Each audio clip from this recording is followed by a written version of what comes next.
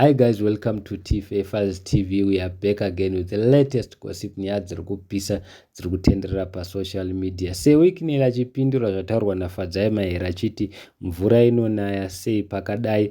Fadzai mahere abva akanda nevhidhiyo raSeWicknel achibuda mundege muchikopokopo achigomera zvisingaite zvidumbu rakakurisa. Zvazvitaurwa nevanhu vakawanda vachidedza kuti aiwa seWicknel ningikiri zidumbu rake ndo rinotanga kusvika kunyini kana haasisina plus futi ada kutidzwa nemukadzi because haagoni kunyatsobata mukadzi zvakanaka. Mukadzi anofanirwa kudyiwa. Saka seWicknel apindurawo achidedzerawo achiti iye tanga waroorwa hanzvadzi yangu, mvura yozonaya, huya kusowe, tikudire, magate matatu, 300,000 followers kushaya 1 anotiwo hey sweet kuinbox plus mukadzi wanero akakubata achakuzvambura zvisingaite, iyambiro chete hanzvadzi yangu akuruma nzeve ndewako. Ndozvataurwa naSeWicknel achidedzera kuti dzikama tanga waroorwa iwe. Asi vazokuruma mbuya nehanda vataurawo zvinhu zvakawanda vakadedzera kuti ko iwewe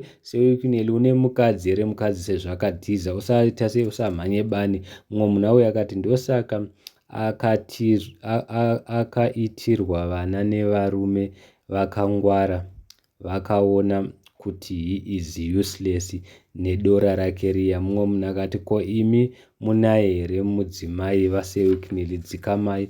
Mumwe munhu akati wakufarisa manje, ziva zvejojo rako iwe. Mumwe munhu akati the looter